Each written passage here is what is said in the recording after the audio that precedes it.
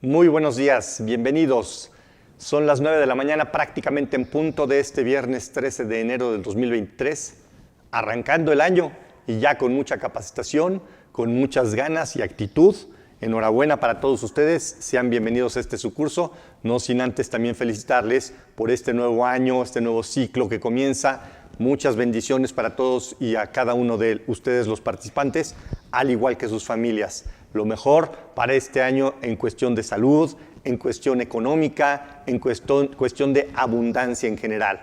Y bueno, pues el tema que nos atrae el día de hoy es una continuación de unas charlas que hemos ya iniciado desde el año pasado en razón de lo que es en sí nuestro cierre fiscal para efectos de nuestro ciclo del 2022 y que tendremos que presentar, obviamente, una declaración anual para efectos de las personas morales en este marzo del 2023. Su servidor, Víctor Oliver, seré encargado en esta ocasión de impartir esta breve charla con el horario acostumbrado, de 9 de la mañana a 11, con un breve receso para que podamos atender pendientes y continuar de 12 del día hasta las 2 de la tarde. Es un tema muy interesante, toda vez que ya hemos analizado en sesiones anteriores las deducciones para efectos de lo que es en sí las inversiones de activos fijos, gastos y cargos diferidos, y por su parte también lo concerniente a ciertas deducciones correlacionadas precisamente con las inversiones de activos fijos. Ahora analizaremos lo que es en sí, en razón de la base tributaria, los ingresos acumulables. Vamos viendo el temario, por favor, que en esta ocasión también pareciera ser muy breve, pero que de alguna suerte será capaz de entretenernos por prácticamente la mañana del día de hoy. Tendremos oportunidad de analizar en sí la acumulación de los ingresos para las personas morales, su concepto, el momento de acumulación como tal, repasando los artículos, desde un artículo 16 que me define el concepto como tal, un artículo 17 que me da el momento de la acumulación de los ingresos, un artículo 18 para otros ingresos acumulables como tal, definiendo también la participación del ajuste anual por inflación. Aquellos años mozos de los 80s que surge precisamente el famoso componente inflacionario, bueno, pues así ahora ajuste anual por inflación.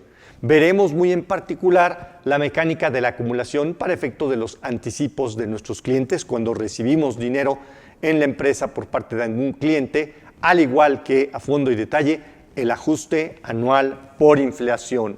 Por su parte, tendremos ya oportunidad de ver a detalle para poder así canalizar precisamente la razón por la cual nos reúnen los ingresos es en sí el resultado fiscal. Como breve repaso, tú recordarás que ya tenemos un total primero, el deber ser. Estamos obligados los contribuyentes a acumular la totalidad de los ingresos. Que dicho sea de paso, la totalidad es siempre de suyo todo el importe del ingreso. No me está refiriendo el total de lo efectivamente cobrado, no, el total del ingreso. Para efectos prácticos, podríamos acudir a las normas de información financiera para precisamente aludir qué debo entender, comprender y aterrizar en el caso de un ingreso para la persona moral, para la empresa. De manera opcional, es una opción, los contribuyentes podrán, si es que quieren y lo desean, deducir ciertas partidas, claro, cumpliendo ciertos requisitos. Requisitos que unos son de carácter general y otros son de índole más de particularidad para cada uno de los conceptos que se pretenden deducir. Por su parte también, restando precisamente a la base el pago de la participación de los trabajadores en las utilidades de la empresa, conocida también como la famosa PTU. Esa PTU que se causó en el año de 2021, se causó y se calculó y que después en mayo del 22 se procede al pago, esa PTU pagada en el ejercicio 2022 es aquella que podemos también restar, disminuir de nuestra base, para encontrar por sí mismo una diferencia llamada utilidad o bien pérdida fiscal. que si bien es cierto, en los términos del artículo 57 de renta, la pérdida fiscal se define cuando las deducciones son superiores a los ingresos. Observa, ya me eliminaron de este párrafo en el artículo 57 lo que es en sí la parte de disminuir la PTU, porque pues, la definición es simplemente ingresos menos deducciones, pero cuando las deducciones son superiores a los ingresos, estoy en presencia de una pérdida. Oye, ¿qué pasa si entonces ingresos acumulables menos deducciones tengo una pequeña utilidad? Y después, una vez restada la PTU, estuviese en presencia, ahora sí, de una cantidad negativa. Técnicamente hablando, por disposición expresa en ley, porque es de aplicación estricta en los términos del quinto de código, no podríamos llamarle como tal una pérdida, porque hubo una utilidad, ingresos menos deducciones, utilidad. Pero al restarle entonces el pago de la PTU, el saldo me da negativo. Bueno, hay criterios por parte de la autoridad que ascienden y dicen, vamos a consentir que cuando los ingresos menos la resta de las deducciones y también la resta del pago de la PTU surgiese una cantidad negativa, estás en presencia de una pérdida. Razón por la cual entonces, yendo este criterio más allá de la ley y siendo benéfico para el contribuyente, adoptamos entonces una conciencia de que con razón la pérdida, así siempre que sea negativa, será capaz de irse actualizando y dando el mantenimiento correspondiente para así ir amortizando al cabo de los 10 próximos años cada una de estas que se fueron generando en el transcurso del tiempo. Una vez obtenida la utilidad nada más, estaré en oportunidad de amortizar una pérdida. Porque si de entrada de suyo mismo encontré una pérdida, no podría ser factible que a la pérdida le amortizara con más pérdidas para generar otro saldo cada vez mayor. No, simplemente que cuando da una cantidad positiva llamada utilidad, estoy en plena oportunidad de disminuir entonces así unas pérdidas fiscales pendientes de amortizar de años anteriores y además actualizadas para llegar así a un resultado fiscal. Ese es el resultado fiscal al cual se le aplica la tasa del 30% y llegar así de suyo mismo a un ISR causado. Por su parte, la base de la PTU, misma que fue modificada desde el 2014, alude una serie de inconsistencias que anteriormente se tendrían en la propia redacción en cuerpo de ley, en donde por suyo mismo la Constitución Política de los Estados Unidos Mexicanos me remite en materia de la Ley Federal del Trabajo para darle cabida a precisamente el reparto de esas utilidades a los trabajadores, dejando como premisa mayor el hecho de que la base para efectos de la PTU debiera ser la misma base en materia fiscal. Bueno, esa reforma, precisamente comentada allá en el 2014, es la que hace partícipe a que efectivamente la base de PTU es prácticamente idéntica que la base fiscal. Claro, sin considerar la amortización de pérdidas de años anteriores. Lo que sí es importante rescatar es que dentro de estas las limitantes en materia de las deducciones para la empresa, para la persona moral, tú recordarás que ya también desde el 2014 se limitó el concepto de la deducción en materia de prestaciones de previsión social, toda vez que quedó aludido a un porcentaje mismo que puede ser deducible hasta un 47 o a un 53%, dependiendo del comportamiento de las prestaciones de previsión social que estuviese dando precisamente la empresa patrón. Bueno, así la base en materia de la PTU, siendo prácticamente igual de ingresos acumulables menos deducciones autorizadas para obtener una base gravable en materia de la PTU, estoy en oportunidad de sí considerar dentro de las deducciones autorizadas precisamente el tenor un tanto cuanto de lo que es esa partida que quedó parcialmente deducible en materia de prestaciones de previsión social, que sí lo vamos a poder aquí deducir para efectos de la base de la PTU. La tasa del 10% y con ello generamos una base ahora para nuestro cierre 2022, misma que se deberá de aplicar para efectos del pago allá a más tardar en mayo del 2023, con los asegúnes obviamente de las fechas límite para tales efectos, pero en general deberíamos de considerar el mes de mayo como fecha límite del pago. El concepto de los ingresos no lo podemos dejar a un lado. toda vez que en los términos del artículo 16 en la materia, la Ley de Impuestos a la Renta, me advierte que son ingresos todo aquello que forma parte de esto, lo que es en sí un incremento al patrimonio derivado de efectivo, derivado de bienes o pagado en bienes, también en servicios o en crédito. Por ello es que es muy importante. El importe del total de ingreso acumulable puede ser en crédito, de tal suerte que si yo ya vendí y le otorgo un crédito a mis clientes, todo esto será una partida 100% acumulable. Razón por la cual, si aún y cuando no he cobrado, entonces razón por la cual sí es acumulable y tengo una cuenta pendiente de cobro. Suena un tanto cuanto arbitrario el hecho de ¿y por qué voy a tener que pagar un impuesto sobre la renta sobre cantidades que no he cobrado? Pero entonces así, de suyo mismo, tendré que advertir la diferencia entre lo que es en sí un anticipo y un total del ingreso acumulable. Porque además termina diciendo que no solamente en efectivo, en bienes, en servicios, en crédito, sino cualquier otro tipo que se otorgue precisamente a la empresa patrón o la empresa contribuyente del impuesto sobre la renta, deberá ser un ingreso acumulable. Así también lo que es proveniente de fuente de riqueza ubicada en el extranjero.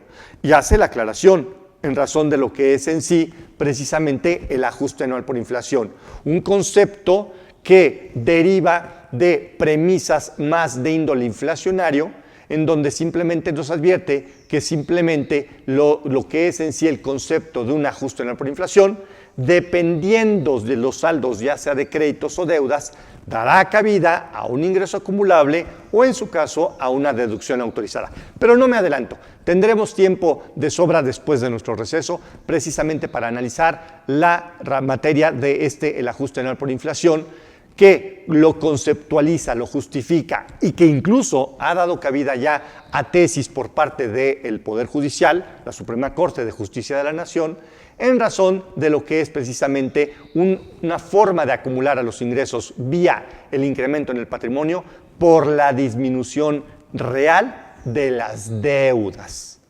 Bueno, siendo así entonces, dejamos aparte el tema del ajuste anual por inflación para mayor oportunidad, prontitud después de nuestro receso, como advertíamos, y repasando que también las empresas tendrán oportunidad y la obligación de acumular, reconocer como parte de otros ingresos, precisamente aquellas presuntivas por parte de la autoridad, los pagos en especie en caso de que se requiriera con un avalúo, las mejoras a bienes inmuebles que ya quedaron en beneficio del propietario. Este tema lo analizamos ampliamente, ojalá tengas oportunidad de acompañarnos en nuestros videos en razón de lo que fue precisamente la deducción de las inversiones que yo tuve oportunidad también de exponer, al igual que la ganancia por enajenación de activos fijos y terrenos, donde hicimos la pausa también en ese curso, en el sentido de que claramente se advierte la mecánica para determinar la ganancia en el caso de la enajenación de los terrenos, pero no así en el caso de la ganancia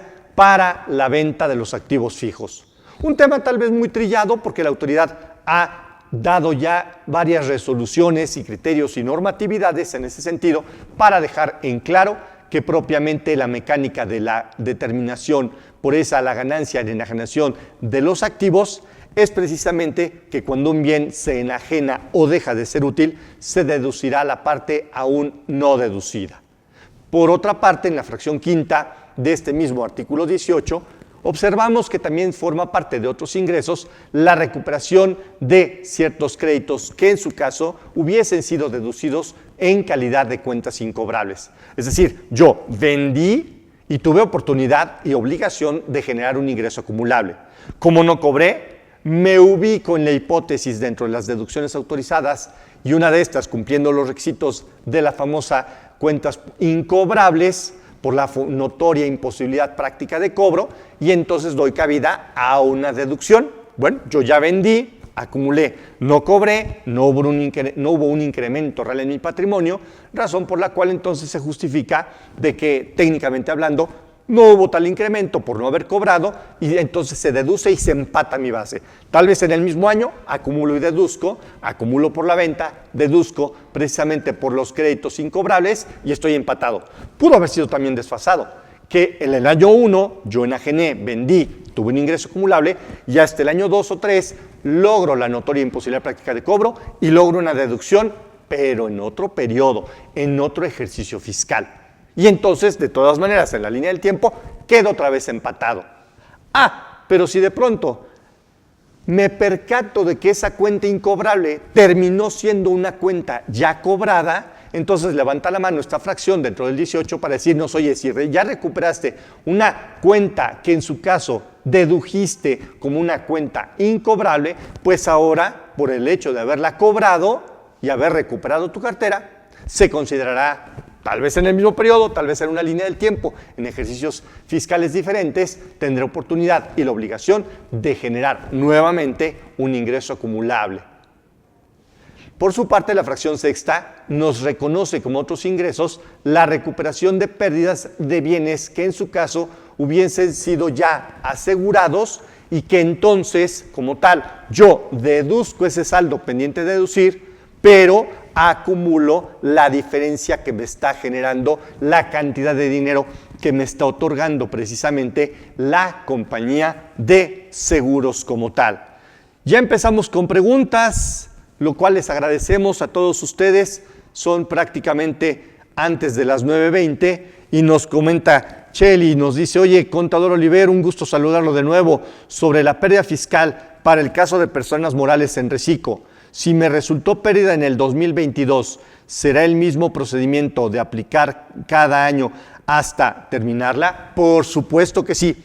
Toda vez que lo que es el régimen simplificado de confianza, precisamente te remite al capítulo de las pérdidas en los términos del artículo 57 de la Ley de Impuestos sobre la Renta. Totalmente de acuerdo. Y bueno, continuando con los otros ingresos acumulables, podemos observar dentro de la fracción séptima que se considera también otro tipo de ingreso que debe incrementarse mi base como tal, mi resultado fiscal, o bueno, primero mi utilidad fiscal y después mi resultado fiscal. En su caso, después de haber amortizado las pérdidas, las indemnizaciones por seguros de hombre clave.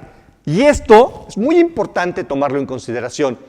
Toda vez que yo puedo obtener una deducción legal, fiscalmente hablando correcta, con base a el pago de la prima a una aseguradora, cumpliendo los requisitos, los análisis, los cálculos actuariales en materia precisamente de los seguros de hombre clave, porque tal vez sea una persona que simplemente como tal nos reconoce en el sentido de que es la generadora de la riqueza, del patrimonio, del incremento en el patrimonio como tal.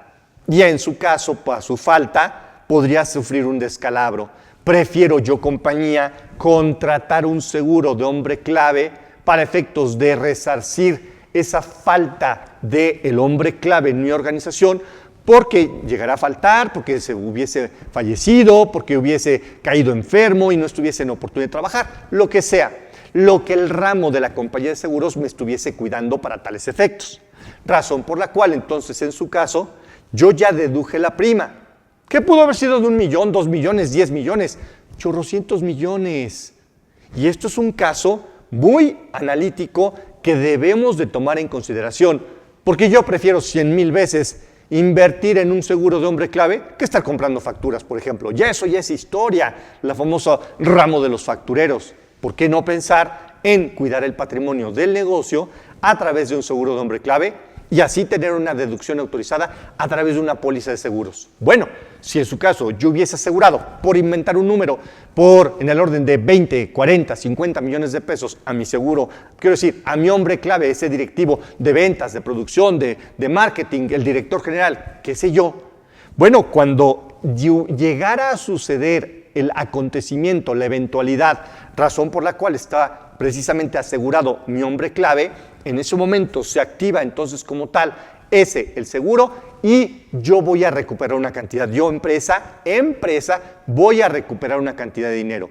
Esa cantidad de dinero es precisamente justo lo que yo debo de generar como un ingreso acumulable a mis demás ingresos.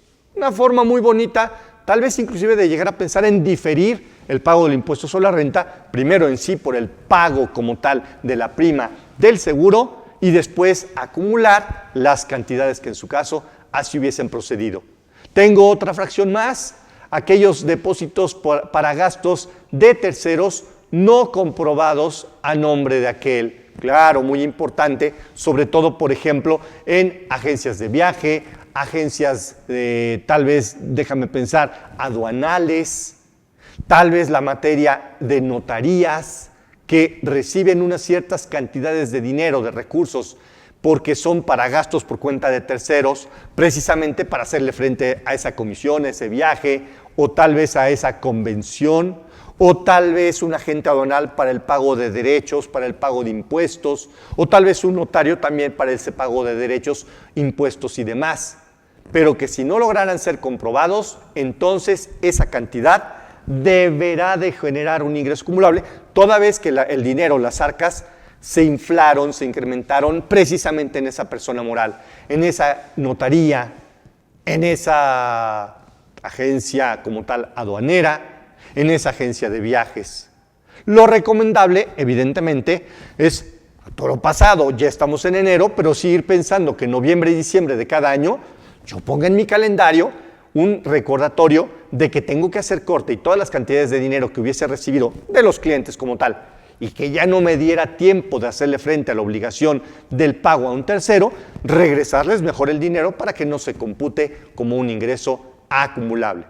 Tengo la fracción novena, la cual me indica que serán otros ingresos acumulables, los intereses a favor y la fluctuación cambiaria sin ajuste alguno. Eso lo aclara porque en su momento fue, nada más recapitulando, en los 80s, ese famoso componente inflacionario, se confrontaba el efecto del ajuste anual precisamente contra los intereses. Ahora va directito y lo que es en sí primero los intereses ordinarios conforme se vayan devengando y los intereses moratorios solamente aquellos que estén efectivamente cobrados.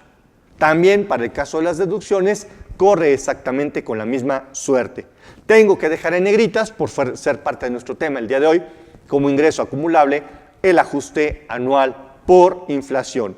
Y en su caso, la ganancia por enajenación de terrenos, que como tal, de suyo, el artículo 19 de la Ley de la Materia, la Ley de Impuesto a la Renta, me deja en claro el procedimiento precisamente para identificar el cálculo de esa ganancia por enajenación de terrenos, que a manera muy breve podríamos resumir que es que al total del ingreso derivado de la venta del terreno se le podrá disminuir, no es una deducción, se le disminuye, porque sigo en el capítulo de los ingresos acumulables, sigo en este mismo artículo 18, no estoy en los veintitantos para efectos de las deducciones, y me dice podrán disminuir a ese el precio de la venta del terreno, la cantidad del monto original de la inversión, el precio de adquisición, con su correspondiente actualización. Y de suyo, por diferencia, obtengo así precisamente la cantidad que debo de estar acumulando para tales efectos.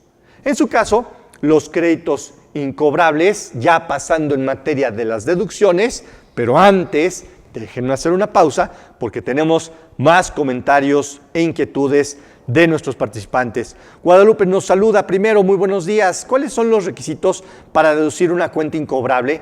Ay, mira, perdón, Lupita, me quita en este momento mucho tiempo, pero tenemos un video en donde se explaya en el orden de prácticamente 2 horas la totalidad de los requisitos de las cuentas incobrables. A manera muy breve podemos resumir que dependiendo de la cantidad de dinero y de la comparativa contra las UDIs que en su caso se estuviesen confrontando, yo puedo simplemente primero dividir el mundo de lo que es en sí cantidades pequeñas pendientes de cobro por UDIs, en donde no se requiere más que simplemente lograr la notoria imposibilidad práctica de cobro. Tú recordarás que ya también desde el 2014 el requisito primordial fue hasta ese año el hecho de que debería de estarse declarando, de estarse más que declarando, estarse mostrando ante un juez la notoria imposibilidad de práctica de cobro demandando al deudor y que el juez, como tal, no importa si dicte o no sentencia a favor o en contra de uno u otra de las partes, por el simple hecho de tú haber ya denotado la aclaración ante un juez y demandado al tercero, se da la notoria impasibilidad práctica de cobro. Pero insisto, dependiendo las cantidades como tal, es y será factible para tales efectos. De hecho, si tienes oportunidad, este mismo curso se dio el año pasado, pero incluimos precisamente el tema de las cuentas incobrables. Perdón que no me pudiera salir en este caso de la materia, pero me falta todo. Y te prometo, si nos da tiempo al final, le hacemos un breve resumen para tales efectos. Claudia, también primero, muy buenos días, nos pregunta que no ha provisionado las vacaciones y la prima vacacional aún no disfrutadas de los empleados. La puedo provisionar en este 2023 y para el ajuste anual se consideran esas provisiones aún no pagadas ni disfrutadas. Gracias. Oye, a ver, perdón, Clau. Primero, el tema de lo que es en sí las erogaciones para efectos de las personas físicas, tú recordarás que tenemos una limitante muy en particular en los términos del 27-28 de la Ley de Impuestos sobre la Renta, que nos advierte que las personas morales, cuando en su caso hicieran una erogación en favor de una persona física, estarán en oportunidad de deducirse. Razón por la cual las provisiones quedan totalmente fuera. Los salarios, las primas vacacionales, los días de vacaciones, los aguinaldos, todo lo que es una remuneración a personas físicas, en este caso me he dado a la tarea de ejemplificar el capítulo primero de sueldos y salarios, pero pude haber también dado de ejemplo el capítulo segundo, precisamente en el orden del título cuarto de las personas físicas para actividades empresariales y honorarios profesionales. Pero todos los capítulos del título cuarto de las personas físicas son acumulables al cobro y, por reciprocidad, advierte la ley que será una partida deducible hasta que estén efectivamente pagadas, razón por la cual tus provisiones no procederían como una deducción autorizada, sino hasta que finalmente se lleve a cabo la erogación para tales efectos. ¿Ok? Muy importante ese tu comentario. Y bueno, simplemente dejar en claro que para el caso de las deducciones, en razón del artículo 25 y artículo 44 de la ley de la materia, en la fracción octava es donde me deja en manifiesto que el ajuste anual por inflación será una deducción autorizada cuando en su caso proceda a través precisamente ahora de los créditos. Tú recordarás, como breve introducción en materia del ajuste anual por inflación, tenemos créditos y tenemos deudas. Léase, tenemos activos, cuentas por cobrar y tenemos pasivos, cuentas por pagar. Entonces, así de suyo, cuando yo tengo una cuenta por cobrar y pierdo por la línea del tiempo, genero una deducción, créditos. Y al revés, hablando de las deudas, cuando yo le debo dinero a un tercero, a otra empresa, entonces como tal, por no haber pagado en tiempo y forma, me estoy enriqueciendo, simplemente como un breviario cultural. Vámonos entonces a analizar de lleno los ingresos acumulables que de entrada ya advertíamos. Tengo ingresos en efectivo, en bienes, en crédito y cualquier otro concepto. Vámonos a detalle. Resulta ser que en el caso y sobre todo para efectos de lo que es en sí la ley de la materia, el momento de la acumulación de los ingresos será por sí mismo muy importante. Nos pregunta Carmen, oye, una duda, ¿cómo es el procedimiento de la compra de terrenos si yo soy el representante legal de la empresa?